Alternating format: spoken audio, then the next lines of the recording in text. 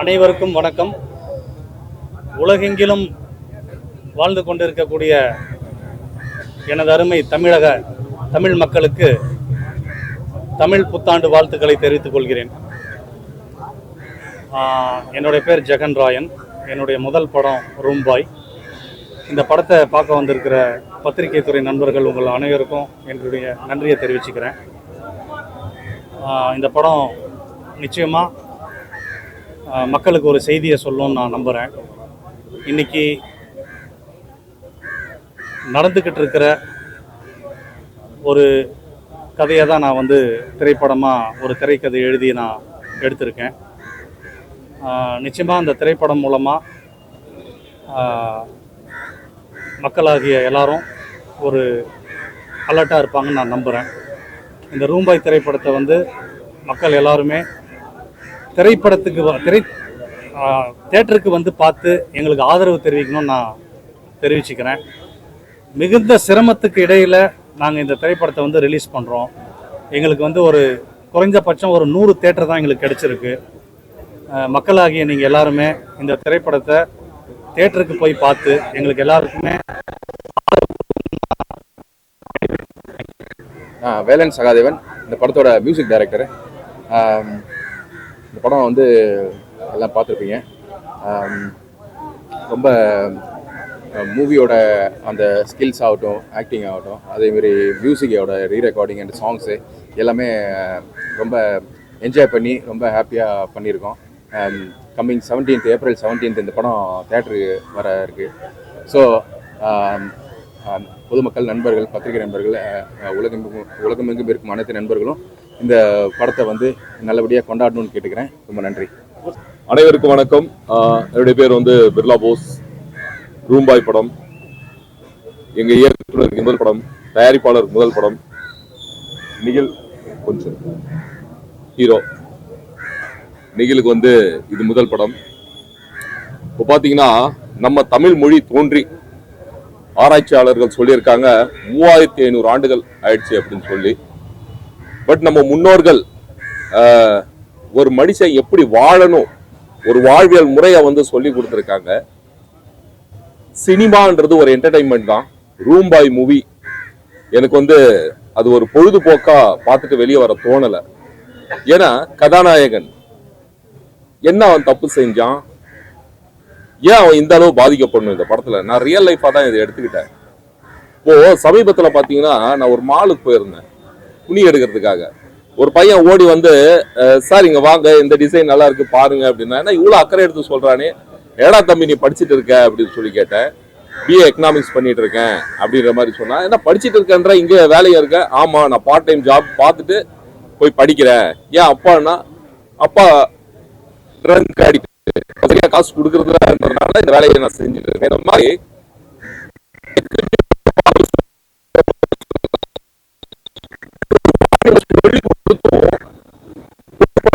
அப்பாக்கள், பொறுப்பில்லாத அம்மாக்களும் இருக்கிறாங்க, இல்லைன்னு சொல்ல வரல. இதுல பாதிக்கப்படுறது யாரு?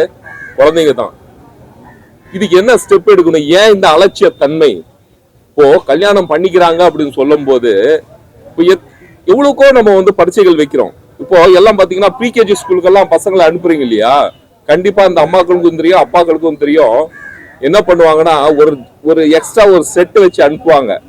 ஏன் அந்த எக்ஸ்ட்ரா செட்டு வச்சு அனுப்புறாங்க அப்படின்னு சொன்னோம்னா, ஏன்னா அவங்களுக்கு இயற்கை உபதைகள் வர்றது தெரியாது. அந்த மாதிரி பசங்களுக்கே எக்ஸாம்ஸ் இருக்கும், ரேங்க் ஷீட் கொடுப்பாங்க, எல்லாம் இருக்கும். அப்படி இருக்கும்போது இப்போ பாத்தீங்கன்னா நம்ம படிக்கிறோம், ஓகே 12th வரையும் படிக்கிறோம், நீட் எழுதுறோம், எல்லாமே ஓகே. அதுக்கப்புறம் ஒரு குரூப் எக்ஸாம் எழுதினாலும் மார்க் பேஸ் பண்ணி தான் எல்லாம் வரும். இந்த பிரபஞ்சம் ஒரு உயிரினத்தை படைச்சிருக்கிறது எதுக்கு? இனவிருத்திக்காக தான். குடும்பம் என்றது எவ்வளவு பெரிய விஷயம். அப்படி இருக்கும்போது ஏன் அதுக்கு ஒரு பரீட்சை இல்லை? என்னடா ஒரு கல்யாணம் பண்ணும்போது ஒரு கணவனுடைய பொறுப்பு என்ன, ஒரு மனைவியோட பொறுப்பு என்ன, ஒரு அப்பாவுடைய பொறுப்பு என்ன, ஒரு அம்மாவுடைய பொறுப்பு என்ன? கடைசி காலத்துல பிள்ளைகள் அப்பா அம்மாவை எப்படி பார்த்துக்கிறோம்? ஏன் இது நம்ம முன்னோர்கள் சொல்லி கொடுக்கலையா? உலகத்திலே முதன்மையான மொழி தமிழ் மொழி தான். 3500 ஆண்டுகள் ஆயிடுச்சு, சொல்லி கொடுக்கலையா? ஏன் இதை ஃபாலோ பண்றதுல அலட்சியத்தன்மை. அப்ப இது என்ன பண்ணணும்? கல்யாணம் பண்ணும்போது நம்ம என்ன பரிச்சு வச்சு பண்ண முடியுமா? இல்ல. கல்யாணம் பதிவு பண்ணும்போது இந்த விஷயத்தெல்லாம் இதெல்லாம் உன் கடமை, இதெல்லாம் கடமை, நீ செய்யாத போது இதெல்லாம் உனக்கு தண்டனை வரும் அப்படின்னு சொல்லி அந்த பதிவு பண்ணும்போது அதுக்கு ஒரு இது வாங்கிடணும், கையெழுத்து வாங்கிடணும். அப்பதான் அந்த பயம் வரும். இந்த ரூம் பாய் கண்டிப்பா இந்த மாதிரி ஏதாவது ஒரு ஃபியூச்சர்ல நடந்துச்சுன்னா, ஏன்னா 3500 ஆண்டுகள் நடந்து வந்து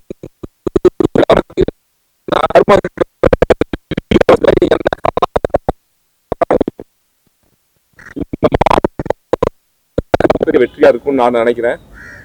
உண்மையாவே இந்த லாட்ஜிங் ஸ்கேம் டைரக்டரோட அந்த நான் லீனியர் அந்த பேட்டர்ன் எனக்கு ரொம்ப பிடிச்சிருந்தது. ஸ்கிரீன் பிளே ரொம்ப பிடிச்சிருந்தது.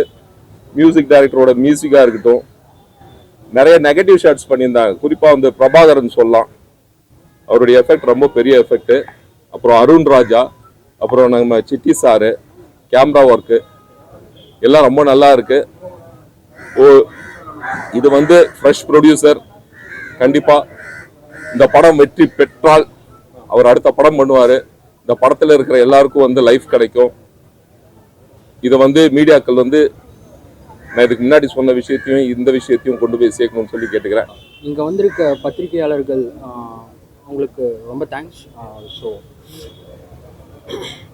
படம் நீங்கள் எல்லாம் பார்த்துருப்பீங்க, உங்களுக்கு கண்டிப்பாக பிடிச்சிருக்கும். இது உங்களோட கடமை. நீங்கள் தான் மக்களுக்கு எடுத்துகிட்டு போய் சேர்க்கணும் இந்த படத்தை. ஒரு நல்ல கருத்து இருக்குது. இந்த வாய்ப்பு கொடுத்த என்னோட அப்பா அம்மாவுக்கும் டைரக்டர் சாருக்கும் என் டீமுக்கும் ரொம்ப தேங்க்ஸ். கண்டிப்பாக எல்லோரும் சப்போர்ட் பண்ணுங்கள். படம் எல்லோரும் தேட்டரில் பாருங்கள். 17ஆம் தேதி படம் ரிலீஸ் ஆகுது, ஏப்ரல் 17. So thanks. இங்கே வந்திருக்கும் பத்திரிகை துறை நண்பர்களுக்கும் மீடியா துறை நண்பர்களுக்கும் மாலை வணக்கத்தை தெரிவிச்சுக்கிறேன். என் பேர் அருண் ராஜா.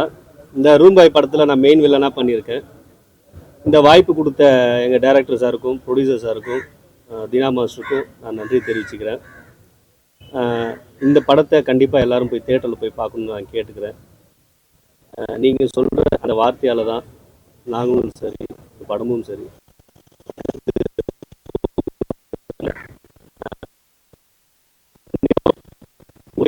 நினைக்கிறேன். நாங்கள் எல்லாரும் உழைச்சிருக்கோம். டைரக்டரும் உழைச்சிருக்காரு. டைரக்டருக்கு இது ஒரு டெபியூ மூவி. நாங்கள் எல்லாம் சேர்ந்து உழைச்சிருக்கோம். கண்டிப்பாக நீங்கள் கொண்டு போய் தேட்டரில் சேர்க்கணும்னு நான் கேட்டுக்கிறேன். Thank you so much. இங்கே வந்திருக்கும் அனைத்து பத்திரிகை ஊடக நண்பர்கள் அனைவருக்கும் என்னோட முதல் வணக்கம். என் பேர் சிட்டி ராஜா. இந்த படத்தில் குணான்னு ஒரு கேரக்டர் பண்ணியிருக்கேன், வில்லனாக பண்ணியிருக்கேன். ஸோ இந்த ஒரு அருமையான வாய்ப்பை எனக்கு வழங்கிய டைரக்டர் சார் ஜெகன் ராயன் சாருக்கும் மற்றும் தயாரிப்பாளர் அவர்களுக்கும், அதே மாதிரி எங்களெல்லாம் ரொம்ப அழகாக காமிச்ச பாரதி ராஜா கேமராமேன் ரொம்ப நன்றி.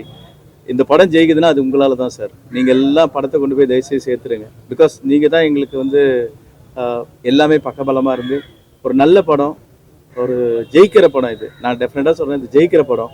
ஒரு நல்ல கதை, நான் லீனியரில் சூப்பராக சொல்லியிருக்காரு. ஸோ நீங்கள் வாழ்த்துங்க. நாங்கள் வளர்கிறோம், உங்களால் நாங்கள் வளரணும். தயவுசெய்து இந்த படத்தை கொண்டு போய் மக்கள்கிட்ட சேர்க்க வேண்டியது உங்கள் பொறுப்பு. மக்களுக்கு தயவுசெய்து ஒரே ஒரு விண்ணப்பம், தயவுசெய்து தியேட்டரில் படம் பாருங்கள். நல்ல படங்களை நீங்கள் என்றைக்கும் அரவணைச்சு தான் இருக்கீங்க. தயவுசெய்து நான் உங்களை வேண்டி விரும்பி கேட்டுக்கிறேன், இந்த படம் கண்டிப்பாக சக்ஸஸ் படம். நீங்கள் போய் தியேட்டரில் பாருங்கள். நன்றி, வணக்கம். என் பேர் பிரபாகர். நான் தியேட்டர்ஸில் ட்ரெயின் ஆகியிருக்கேன். இந்த படத்தில் 80 கேரக்டர் பண்ணிருக்கேன். First of all Jagan sir நன்றி தெரிவிச்சுக்கிறேன். ஏன்னா ஓப்பன் ஆடிஷன் வச்சு செலக்ட் பண்ணி ஒரு ஆக்டிங் ஷோரீல் பார்த்துட்டு அதுலேயும் டாக்ஸிக் கேரக்டர் இருந்தது ஃபர்ஸ்ட் 1 மினிட். அதை பார்த்தோன்னே சொல்லிட்டு அந்த கேரக்டர் நீங்கள் தான் பண்ணுறீங்கன்னு சொல்லிட்டு. ஆனால் எனக்கு உள்ள ஒரு பயம், சரி கடைசியாக கன்ஃபார்ம் பண்ணுவாங்களா இல்லையான்னு சொல்லிட்டு. பட் கூப்பிட்டாரு, ரொம்ப நல்ல கேரக்டர் கொடுத்தாரு. சின்ன சின்ன ரோல்ஸ் நிறையா படங்களில் பண்ணுறேன், எடிட்ஸ்லாம் ஆயிருக்கு. பட் அது பார்ட் ஆஃப் சினிமா ப்ராசஸ், நமக்கு எல்லாருக்கும் தெரிஞ்ச விஷயம் தான். பட் கண்டிப்பாக நான் நிறையா பண்ணுவேன்ற நம்பிக்கை எனக்கு இருக்குது. அந்த கான்ஃபிடன்ஸ் கொடுக்குற மாதிரி இருந்துச்சு இந்த கேரக்டர். அண்ட் ஸ்க்ரீன் ஸ்பேஸில், இவ்வளோ பெரிய ஸ்பேஸில் என்னோட லைஃப்பில் ஆஃப்டர் ஷார்ட் ஃபிலிம்ஸ் இதுதான் முன்னாடி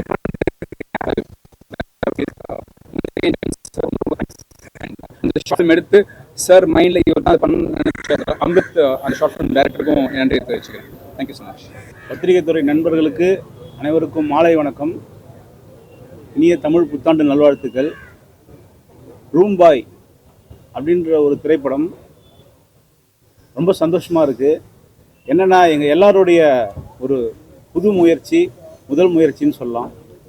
ஸோ ஏசிஎம் சினிமாஸ் நிறுவனமாகட்டும், டைரக்டர் ஆகட்டும், கேமராமேன் ஆகிய நானாகட்டும், மியூசிக் டைரக்டர் ஆகட்டும், ஸோ எல்லோரும் வந்து 100% இல்லை 200% எஃபர்ட்னே சொல்லலாம். அவ்வளோ எஃபர்ட் போட்டிருக்கோம் இந்த படத்தில். ஸோ கண்டிப்பாக இது வந்து மக்களுக்கு வந்து ஒரு என்டர்டெயின்மெண்ட்டாக இருக்குன்ட்டு நாங்கள் எல்லாம் நம்புகிறோம். ஸோ தேட்டரில் வந்து இந்த படத்தை பார்த்துட்டு எங்களுடைய அடுத்த ஸ்டெப் போகிறதுக்கு நீங்கள்லாம் உறுதுணையாக இருப்பீங்கன்னு நான் நம்புகிறேன். நான் மக்கள்கிட்ட அனைவருங்கிட்ட இந்த படத்தை வந்து எடுத்துன்னு போய் சேர்க்க வேண்டியது பத்திரிகை துறைகளுக்கு நன்றி தெரிவிச்சுக்கிறேன். நன்றி. வருகை தந்திருக்க பத்திரிகை மற்றும் ஊடகத்துறை அனைவருக்கும் எனது மாலை வணக்கத்தை தெரிவித்துக் கொள்கிறேன். நான் இந்த படத்தில் 4 பாடல்கள் எழுதியிருக்கிறேன். இயக்குனர் அவர்கள் திரைப்படக் கல்லூரியில் படித்துவிட்டு ஒரு திரைப்படத்தை இயக்க வேண்டும் என்ற நெடுநாளைய கனவை இந்த முதல் படத்தின் வாயிலாக வெளிப்படுத்தியிருக்கிறார். ஒரு நல்ல கதையை தேர்வு செய்து நல்லபடியாக அதை எடுத்து முடித்திருக்கிறார். நீங்கள் நல்ல ஆதரவை தந்து இந்த படம் வெற்றியடைய வேண்டி விடைபெறுகிறேன். நன்றி, வணக்கம். ஃபஸ்ட்டு ஆஃப் ஆல் வந்து டைரக்டர் சாருக்கு ரொம்ப நன்றி தெரிவித்துக் கொள்கிறேன். ஏன்னா வந்து என்னை வந்து இந்த கேரக்டருக்கு வந்து கரெக்டாக இருக்கும் அப்படின்னு எடுத்ததுக்கு, என் கூட நடிக்க ஒத்துக்கிட்ட ஹீரோவுக்கு ஃபஸ்ட்டு நன்றி தெரிவிச்சுக்கிறேன். என்ன அவங்க சொல்லி சரி ஓகேன்னு அண்டர்ஸ்டாண்ட் பண்ணதுக்கு. இந்த காஸ்டியூம் பார்த்தீங்கன்னா நான் வந்து யதார்த்தமாக தான் போட்டு வந்தேன். ப்ராமிஸாக நான் வந்து நிறைய விஷயங்கள் கண்டென்ட்டுக்கு பண்ணுவேன். ஆனால் இது யதார்த்தமாக போட்டு வந்தேன். இந்த படத்துலேயும் அதே காஸ்டியூம் தான் இருக்குது. இதை நான் வந்து இன்டர்வலில் தான் உட்காந்து யோசிச்சுட்டு இருக்கேன், இது சேம் போட்டு வந்துட்டோமே அப்படின்னு. ஸோ வந்து படத்தை எல்லோரும் பாருங்கள். படம் வந்து சூப்பராக காமெடியாக இருக்கும், த்ரில்லராக இருக்கும், நல்லாயிருக்கும். என்னுடைய வாழ்க்கையில் பார்த்திங்கன்னா நிறைய வந்து அவமானங்களும் கஷ்டங்களும் தான் நான் தாண்டி வந்திருக்கேன். எனக்கு வந்து ஒரு இந்த மாதிரியான இடங்கள் வந்து புதுசு. அடுத்தடுத்து காமெடியனாக வரணுங்கிறது என்னுடைய நோக்கம். அதுக்கு நீங்கள் எல்லாருமே சப்போர்ட் பண்ணணும். படத்தை பார்த்துட்டு நீங்கள் சொல்லுங்கள் எப்படி இருக்குது. நான் உங்களுடைய ரிவ்யூக்காக வெயிட் பண்ணிகிட்டு இருக்கேன். இல்லை, நான் நடிக்காத படத்துக்கு நிறையா ரிவ்யூ சொல்லியிருக்கேன். இது நான் நடித்த படங்கிறதுனால நீங்கள் தான் ரிவ்யூ சொல்லணும். அதே மாதிரி வந்து எல்லாருமே அடுத்தடுத்த கட்டம் கொண்டு போடுறதுக்கு எல்லாத்துக்குமே கொஞ்சம் வாய்ப்பு கொடுங்க. ஸோ ஒரு விஷயம், சினிமாவில் வந்து உங்களுக்கே தெரியும், சினிமாவில் வந்து ஒரு சின்ன ஒரு தூசு தான். நான் இப்போ தான் ஒரு படி கூட எடுத்து வைக்கல. ஸோ எனக்கு தெரிஞ்ச நிறைய பேர் சொல்லியிருக்காங்க வந்து தமிழ் சினிமாவில் வந்து காமெடி பிளேஸ் வந்து கம்மியாக இருக்குன்னு சொல்கிறாங்க. அது சொல்லிகிட்டே இருக்காங்க. அது என் காதுலேயும் விழுது. அப்படியே அது இருந்துக்கிட்டே தான் இருக்குது. So Vadivel sir, Santhanam sir இருந்த இடத்த அது அப்படியே தான் இருக்குது. இன்னும் வந்து ஒரு காமெடியனாக வந்து ஒரு ஆடியன்ஸை வந்து சினிமா துறைக்கு இன்னும் கொண்டு வரல அப்படிங்கிறது நிறைய இடத்த கேள்விப்பட்டிருக்கேன். அது அப்படியே போயிட்டுருக்கு. அது என் பக்கம் கொஞ்சம் திருப்பினீங்கன்னா, நானும் ஒரு ஸ்கிரிப்ட் ரைட்டர் தான். நான் ஆக்டர் மட்டும் இல்லை, ஒரு ஸ்கிரிப்ட் ரைட்டர் தான். ஒரு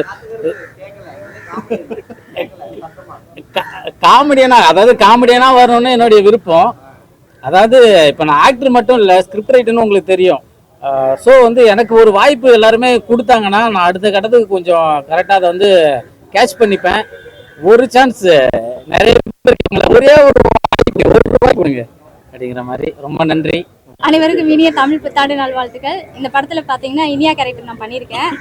இதில் என்ன கருத்து சார் சொல்லியிருக்காங்க அப்படின்னு சொல்லி பார்த்தீங்கன்னா, ஒரு வீட்டில் ஒரு பொண்ணு சரியில்லைன்னா, பொண்ணு மட்டும் இல்லை ஒரு ஆணும் சரியில்லைன்னா என்ன நடக்குது, அந்த குடும்பமே எப்படி சீரழிஞ்சு போகுது அப்படின்றது தான் இதில் வந்து கருத்து.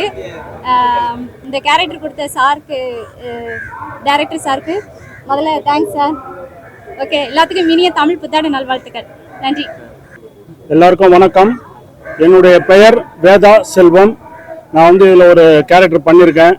நீங்களும் படத்தில் பார்த்துருப்பீங்க. இந்த படத்தோட இயக்குனர் ஜெகன் ராயன் என்னுடைய கல்லூரி நண்பர், ஒரு துடிப்பான ஒரு இயக்குனர். இந்த படம் ஆரம்பிக்கும் போது இந்த அளவுக்கு சிறப்பாக வரும்னு நாங்களாம் எதிர்பார்க்கல. ஸ்க்ரீனில் பார்க்கும்போது ரொம்ப பிரமிப்பாக இருந்தது. இன்றைக்கி ஒரு படம்னா இந்த படம் இந்த ஜானர், இந்த மாதிரி ஒரு விஷயம் உள்ள படம் இப்படி சொல்லுது அப்படின்னு சொல்லுவோம்.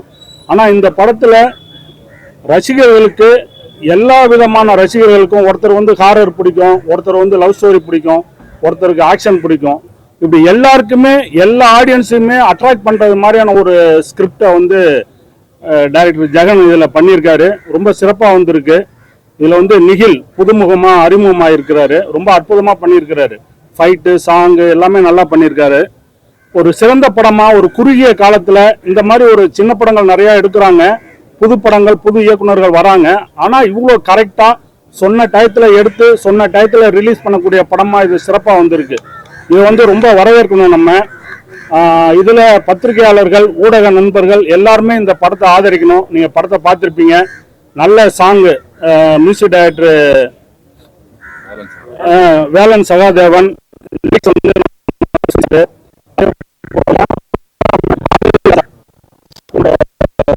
அதே போல எடிட்டர் மீனாட்சி சுந்தரம், எல்லாருக்குமே இது வந்து ஒரு முதல் படம் மாதிரி தான். இது ரொம்ப சிறப்பாக பண்ணியிருக்காங்க. முதல் படம் மாதிரியே தெரியல. இன்னொன்று நீங்கள் கவனிச்சு பார்த்தீங்கன்னா தெரியும், இந்த படத்தில் நடித்தது எல்லாருமே இதுவரைக்கும் அறிமுகம் இல்லாத சினிமாவில் முயற்சி பண்ணிட்டு இருக்கிற பிகினர் தான்.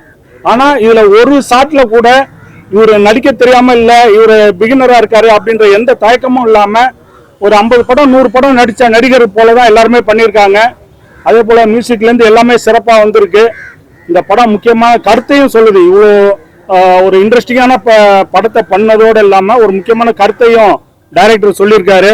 ப்ரொடியூசருக்கும் இது ஒரு முதல் படம். நல்ல ப்ரொடியூசர். இந்த மாதிரி ப்ரொடியூசர் தமிழ் சினிமாவில் வர்றது ரொம்ப கஷ்டம். ஒரு டைரக்டருக்கு இப்படியாப்பட்ட ஒரு ப்ரொடியூசர் கிடைச்சது மிகப்பெரிய விஷயம். ஜெகனுக்கு கிடைச்சிருக்காரு. அடுத்தடுத்து படங்களும் பண்ணுறாங்க. ஸோ நீங்கள் எல்லாரும் வந்து இந்த படத்தை நல்ல ரிவ்யூ கொடுக்கணும், மக்கள்கிட்ட கொண்டு சேர்க்கணும், மக்களும் இதை தேட்டரில் வந்து பார்க்கணும், எங்களை சப்போர்ட் பண்ணணும். நன்றி, வணக்கம். ஹாய், எல்லாருக்கும் வணக்கம். நான் கற்பகம். இந்த படத்தில் நான் சுமதிங்கிற கேரக்டர் பண்ணியிருக்கேன். ஃபஸ்ட்டு நான் ஒரு விஷயம் சொல்லணும். ரூம் பாய் அப்படின்னு ஒரு டைட்டில் கேட்ட உடனே என்னோட சர்க்கிள், அதாவது நான் பழகின சர்க்கிளில் ரூம் பாயா அப்படின்னா என்ன அப்படி அவங்க தாட் என்ன போகுதுன்னா வேறு மாதிரி போகுது. ரூம் பாய்னானே வேறு ஏதோ படம் போகல அப்படின்ட்டு. பட் ஆனால் இந்த படத்தை பார்த்தா தெரியும் இதில் கருத்து என்ன, கதை என்ன அப்படின்னு சொல்லிட்டு. Asian cinemas Suryakala Chandramoorthy sir, producer sir, director Jaganrayan sir, DOP Bharathirajan sir, எல்லாருக்கும் ரொம்ப தேங்க்யூ. அப்புறம் எல்லாருக்கும் புத்தாண்டு வாழ்த்துக்கள். எல்லோரும் சப்போர்ட் பண்ணுங்கள். ஏப்ரல் 17ஆம் தேதி தியேட்டரில் ரிலீஸ் ஆகுது. பார்த்து உங்களோட கருத்துக்களை பதிவு பண்ணுங்கள். Thank you so much. எல்லோருக்கும் மாலை வணக்கம். ரொம்பவே சந்தோஷமாக இருக்குது. இந்த படத்தில் ஃபஸ்ட்டு நான் ஒரு ஆர்டிஸ்டாக வரல, ஒரு கேஸ்டிங் ப்ராசஸில் தான் வந்தேன். டேரக்டர் ஜெகன் பிரதர் தான் என்னை வந்து, வசந்த் நீங்கள் வேறு மாதிரி இருக்கீங்களே, நீங்கள் இந்த படத்தை ஒரு பண்ணுறீங்க அப்படின்னாரு. ஓகே, நான் வந்தது முதல்ல நடிக்க தான். ஸோ அதுக்கப்புறம் தான் மற்ற டிபார்ட்மெண்ட்டில் நம்ம ஒர்க் பண்ண ஆரம்பிச்சது. ஸோ சொன்ன உடனே நம்மளை தேடி ஒரு வாய்ப்பு வருது, அதை நம்ம இமீடியட்டாக அக்செப்ட் பண்ணி பண்ணணும் அப்படின்னு தான் பண்ணேன். படம் எப்படி வரும், என்ன கேரக்டர் எதுவுமே தெரியாது. அதுக்கப்புறம் ஒர்க் பண்ண ஆரம்பித்தோம். ரொம்பவே நல்லா போச்சு எல்லாமே. ஸோ அந்த ஸ்பாட்டில் ஒர்க் பண்ணும்போது ரொம்ப ஒரு ஃபேமிலியாக ஒர்க் பண்ணோம். ஆனால் எண்ட் ஆஃப் த டேல அந்த அவுட்புட் எந்த மாதிரி வரும், அது எப்படி இருக்கும்னு எனக்கு தெரியாமல் இருந்தது. பட் ரிவ்யூ பார்க்கும்போது ஒரு பயங்கரமான ஒரு ஹாப்பி, ஒரு நல்ல கண்டென்ட்டாக மக்களுக்கும் இது போய் சேர்ந்துருக்கு. இதை கொண்டு போய் சேர்க்கக்கூடிய உங்களுக்கும் ஒரு பெரிய தேங்க்ஸ். ஸோ கண்டிப்பாக எல்லாருமே இந்த படத்தை வெளியே கொண்டு வரீங்கன்னு நான் நம்புகிறேன். இதை பார்த்து கொண்டு இருக்கிற மக்களுக்கும் வேண்டி கேட்டுக்கிறேன், இது ஒரு நல்ல கண்டென்ட்டு. கண்டிப்பாக தேட்டருக்கு வந்தீங்க அப்படின்னா உங்களுக்கு அந்த 3 மணி நேரம் ஒரு பக்காவான என்டர்டைன்மெண்ட்டு, ஒரு மெசேஜாகவும் இருக்கும். ஸோ எல்லாருமே தேட்டருக்கு வாங்க. 17ஆம் தேதி படம் ரிலீஸ் ஆகுது. இதை பார்த்துக்கூடிய மக்களுக்கு வந்து ஏன்னா லாஸ்ட் சீன்ல வந்து அது ஒரு விஷயம் நடக்குது, அது நாங்க எப்படி எடுத்துக்கிறோம்? இது சஸ்பென்ஸ் த்ரில்லர் ஜானர் தான் சார். ஆமாம், எல்லாம் சார். இப்போ வந்து ஹீரோ மெட்டீரியல் எடுத்துருக்கீங்க, ப்ரொடியூசர் சொல்லி எடுத்தீங்களா இல்லை நீங்கள் கதை எழுதும்போது ஒரு வேலை குவாலிட்டி பண்ணிட்டு பையன்? ஆமாம், இப்போ தான் எக்ஸாம் எழுதியிருக்காரு. நல்லா ஒரு வாங்கியிருக்கீங்க. ஓகே, இவர் எப்படி தயார் பண்ணுவாங்க? நம்ம இந்த கூத்துப்பாட்டிலேருந்து திருநாவுக்கரசன் ஒரு ஆர்டிஸ்ட் அவர் கூப்பிட்டு ட்ரைனிங் கொடுத்தோம். ஒரு 10 to 15 days ட்ரைனிங் கொடுத்த பின்னாடி பேசிக்காக அவரை கொஞ்சம் ரெடி பண்ணி தான் இந்த ப்ராஜெக்ட் உள்ளே கொண்டு வந்தோம். அப்புறம் இன்னொன்று கேட்டிங்க, இது வந்து நான் இந்த ஆக்சுவலாக நிக்கிலினுடைய அப்பா தான் producer, ACM cinemas Chandramurthy sir. அவருக்கு நான் என்னுடைய தேங்க்ஸை சொல்லிக்கிறேன். அவர் ஒரு படம் பண்ண எனக்கு வாய்ப்பு கொடுத்த பின்னாடி, இவரை முதல் முறை நான் சந்தித்த பின்னாடி தான் நான் ஒரு ஸ்கிரிப்டே நான் பண்ணுறேன். ஸோ எல்லாமே ப்ரிப்பேர் பண்ணிவிட்டு நான் பண்ணலை. ஃபஸ்ட்டு டைம் அவரை சந்தித்ததுக்கு அப்புறம் தான் நான் இதை பண்ணேன். ஆமாம் நடிகராக மாற்றிருக்கீங்க. ஆமாம் எப்படி நடிச்சாரு? ஏன்னா வந்து ஸ்டேஜ்லேயே சொன்னாரு ஒரு சீன் வரவங்களாம் வந்து நடிகர் சொல்ல மாட்டாங்க. ஓகே, இப்போ வந்து ஃபுல்லாகவே பண்ணி, ஆமாம், ஃபுல்லாக ஹீரோ கூட ஃபுல்லாக ட்ராவல் பண்ணுவேன். பண்ணாவே வந்து நான் வந்து நடிப்பறங்கெல்லாம் சொல்ல ஆரம்பிச்சிட்டாங்க. இப்போ அதை கேட்குறேன், அவர் எப்படி பண்ணாரு? இல்லை, உண்மையிலே நல்ல ஒரு பர்சன். காத்துக்கருப்பு நல்ல ஒரு பர்சன், நல்லா எனக்கு சப்போர்ட் பண்ணார். அவர் யூடியூபராக இருக்கிறது எனக்கு எங்கள் படத்துக்கு அது ஒரு பெரிய ப்ளஸ்ஸு. ஏன்னா எங்களை மாதிரி ஒரு அறிமுக இயக்குனருக்கு, ஒரு அறிமுக தயாரிப்பாளருக்கு நாங்கள் பெரிய எஸ்டாப்ளிஷ்டு ஆர்டிஸ்ட்டுக்கிட்ட நாங்கள் போய் அணுகி அவங்க டேட்ஸை வாங்கி பண்ணுறதுன்றது ரொம்ப சிரமமான விஷயம். உங்களுக்கே தெரியும், அவங்களும் டைட் ஷெடியூலில் இருப்பாங்க. ஸோ அப்படி நான் வந்து அந்த கேஸ்டிங் தேர்வு நான் நடத்தும்போது நான் என்னுடைய மைண்டில் பட்டவங்க தான் இவங்கலாம். ஸோ காத்துக்கருப்பு உண்மையிலேயே எல்லாருக்குமே கொஞ்சம் ஃபேமஸானவர் தான். அதனால் இந்த படத்தில் ஒரு ஹீரோ கூட ஒரு பேக்கப்பாக த்ரூ அவுட் த ஃபிலிம் இருந்தால் பெட்டராக இருக்கும் ஒரு காமெடியானு சொல்லி நான் ஃபிக்ஸ் பண்ணுறேன்.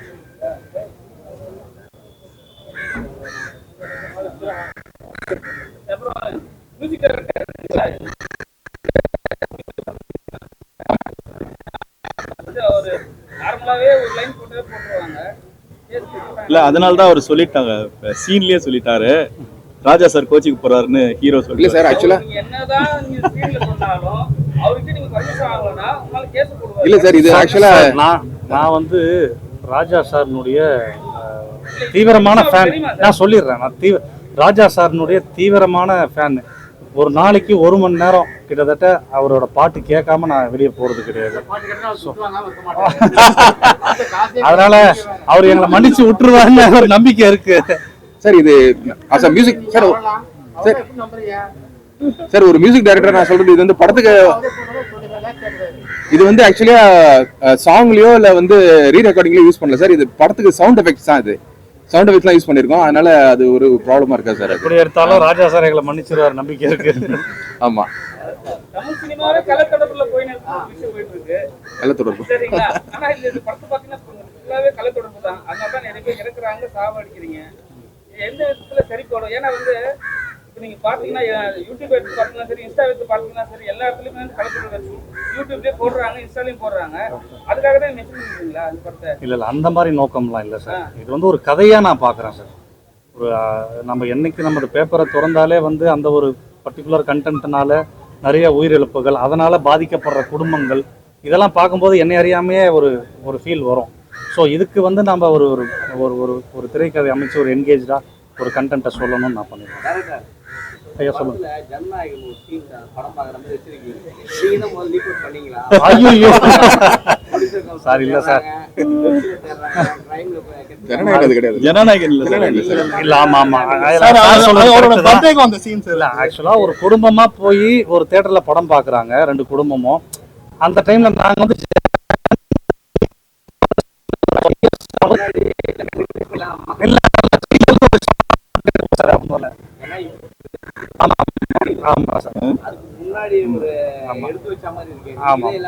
சார் ட்ரெய்லர்ல இருந்து ஒரு ஷாட் போட்டிருக்கோம் சார்.